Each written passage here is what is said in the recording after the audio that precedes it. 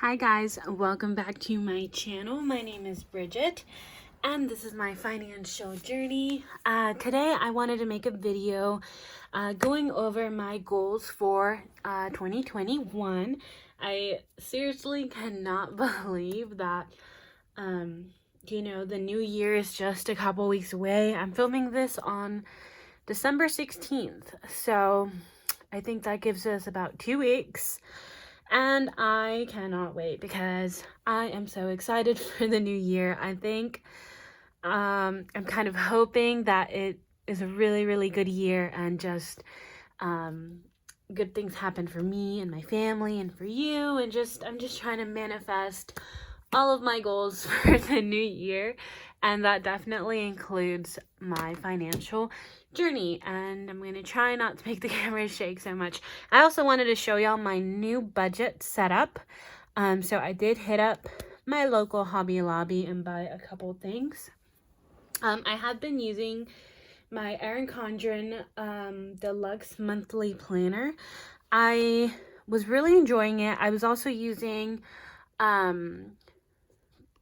budget stickers. I would always order them from Caffeinated K on Etsy, and really just for the past couple of months I have been wanting to simplify my budget a bit. I do really like the stickers, but I feel like they don't really add value to my budget process. Like, yes, they are nice to look at, and I know that a lot of people say that it helps them stick to their budget, but that's just not really the case for me. It doesn't really help me keep track, or at least, stay with my budget. And so I'm going to try to take a more simplified approach. And so I wanted to go over what I'm going to be doing. So this is the 52 Agenda 52. I don't remember what brand this is, but I got it at Hobby Lobby in the same aisle that they have their Happy Planner stuff. It's called like the Paper Studio, something along those lines. I'm sure somebody knows what it is. And I just got it in this leopard print. And this is a planner, I believe, but I just got the binder on its own. And I bought just plain notebook paper inserts. So they do have like a calendar set up, so you could make this into a planner, but I'm going to be using it for my budget. It also has slots right here, which I'm probably going to keep empty. But yeah, we're going to be mostly working on this side. So yeah, it's going to be pretty simple. And so I went ahead and already titled my goals page. This is what I'm going to be working on today, but I did want to show y'all some of the other things I've done. I'm going to try to keep track. Let me restate that. I am going to keep track of my net worth this year. So this is actually, I don't think I listed it as a goal, but it is definitely something that I'm going to do this year. So here I have my cash accounts, my assets. I went ahead and included my car value, and then down here I have my debts, and so I'm gonna have a net worth, and down here I'm gonna draw like a little bar graph or something. And so I haven't calculated the actual number, but I'm guessing my net worth as of right now is probably around negative 50,000. So that's why my graph is in the negative. I do not expect to go into the positive this year. But you never know. Like, I think after this year, we just never know what's possible. But this is a page that I'm really excited about. And then after this, this is kind of the month at a glance that I'm thinking of doing for every month. So at the beginning of every month, I'm going to do 3 goals. And obviously these are still blank because I am going to wait till Jan 1st. I'm also not going to fill this out until Jan 1st. But I have goals, I have bills, I have special dates, my starting and ending date, and I'm also going to keep track of my FICO score. And I don't know if I'm going to make this public. I'll think about it. And then this, I do need to make a cover page for my sinking funds, but I just went ahead and made a tracker for each of my sinking funds. I have these in the back of my Erin Condren notebook. I really like having them separate from my envelopes. And so as you can see, every sinking fund has a different page. As far as my debt goes, I do have my debt trackers in my other notebook. I'm probably gonna make a monthly debt spread, you know, where I have my beginning debt, my minimum payment, my additional debt payment, maybe interest, and then my ending debt payment. But as far as my like colored in trackers, I think I'm just gonna, you know, bring that notebook out and then just keep everything in those last few pages of that notebook. But I think that's all that I have so far. I do have quite a bit of sinking funds, but let's go ahead and look at my goals page. And I'm actually going to take it out. This is something that I kind of missed. I didn't really like that I couldn't take the pages out of the Erin Condren notebook, and so I'm just going to use this other notebook that I have as a little desk. So I think I have around 10 goals that I have for the year, which is kind of a lot, but you know, it helps to dream big. I don't know. Okay. So, and then some of them are more quantified, where I want to hit a specific number by the end of the year. And some of them are, I guess, more habit-based. Okay, so my overall goal for the year, my overall personal goal, that isn't necessarily financial, is to graduate. So I am scheduled to graduate with my master's at the end of this year. And so going along with that, my first financial goal is going to be to cash flow my tuition. So this is a goal that I set for myself for the year of 2020, and I didn't completely hit it. I honestly didn't do a good job of tracking how much I paid. I could go back probably and just figure some things out backwards, but I'd say I probably cash flowed half of my tuition for the entire year of 2020. I did put a big chunk of it on my Citi credit card, which I then consolidated into a federal student loan, so that wasn't cash flowed.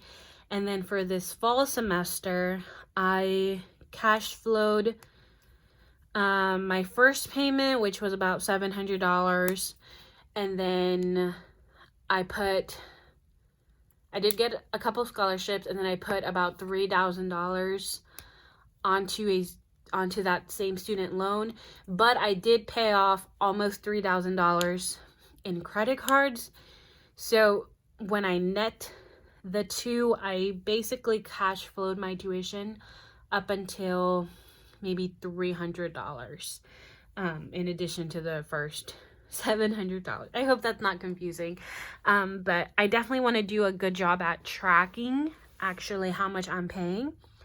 And so I'm still going to continue to take out student loans, but the tuition that I guess I would have paid to my school, I'm going to pay it towards my debts that are of higher interest. So I'm still technically cash flowing my tuition. And I am expecting to have a higher income this year, and I think that that will allow me to do so. Which brings me to my next goal. So for the year of 2020, I want to earn income of $40,000.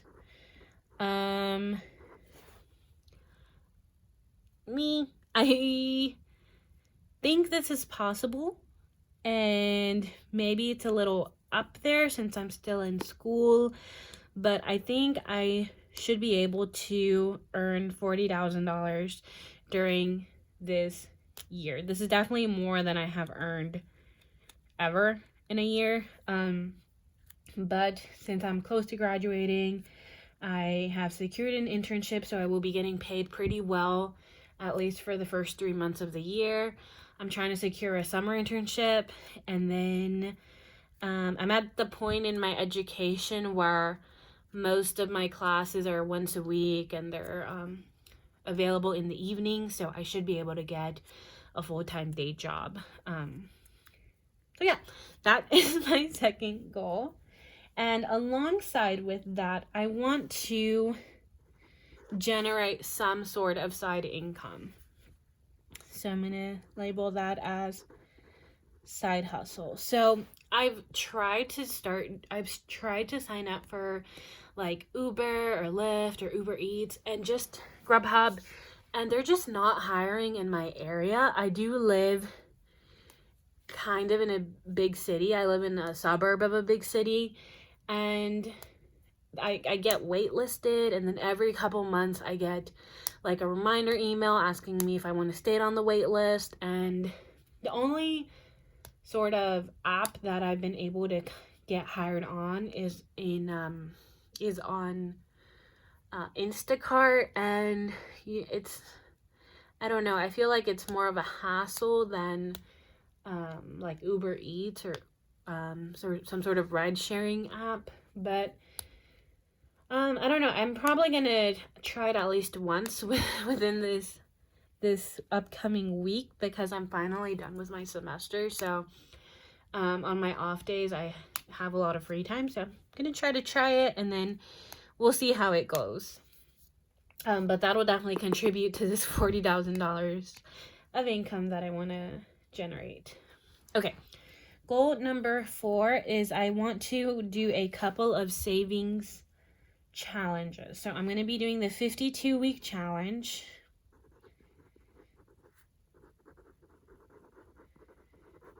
And I'm also going to be doing the $5 challenge.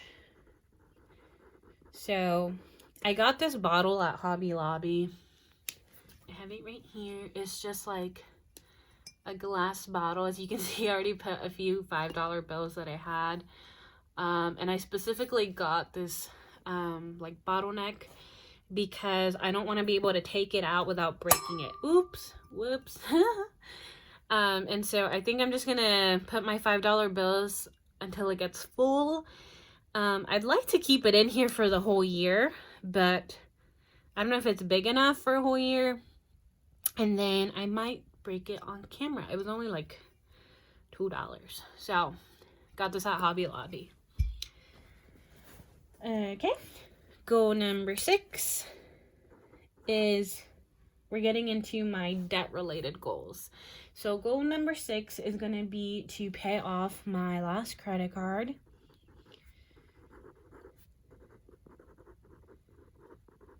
To pay off my Amazon credit card. So this is my last credit card, and I'm going to attack it, I think, just with my tax return. I'm expecting a large tax return because I am claiming my own tuition this year. And I think just with that, and with the first couple months of my intern pay, I think I should get this paid off fairly quickly. I might even consolidate it once I do take out my student loan. I think that's probably the first one I'm going to hit now that I think about it. Number 7 is actually about consolidating.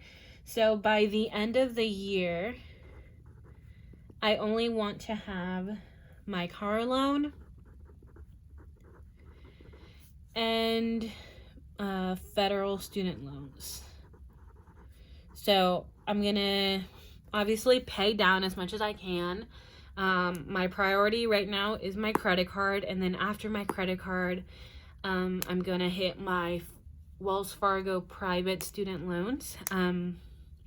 But I want to get those consolidated to federal loans because those have a lower interest rate. Number 8 is variable spending related. So I want to keep my cash envelopes every month less than 10% of my income for the month. So if I earn $3,000 in a month, I'd like to keep my cash envelopes less than $300. And so I think that that's doable, especially because I want to get my sinking fund started up again. I really did not like not having sinking funds. So I'm going to start those back up in the new year. Number 9 is debt related again, and that is that I want to pay off at least, I'm gonna put over $10,000 of debt. That one's pretty straightforward. And then going along with that, I want to get my net worth. I think I said I'm estimating that it's around negative 50,000 right now. I do have to verify though. But I want to get my net worth over negative 40,000. So I want it to be less than negative 40,000. Or no. I want it to be more than negative 40,000. Yeah, that's right. And then lastly, I want to document everything on YouTube. So I'd say that for the year, I misspelled YouTube. That for the year 2020, I did a subpar at documenting my journey on YouTube. I think I made videos for January and then kind of disappeared until May. And I've been making videos since May, but it hasn't been completely consistent. And consistency is just something that I've really struggled with. So I'm definitely gonna try to document everything on YouTube. I'm gonna be doing quarterly check-ins where I go over my net worth. I might do quarterly goals. I'm definitely gonna make like a monthly setup video. I'm not using the calendar method anymore, I don't think. So I'm going to be doing a monthly budget and then a weekly budget probably. And yeah, I definitely want to be more involved in YouTube. Part of this side hustle, that could include getting monetized on YouTube. That would definitely be great. That would definitely help me out.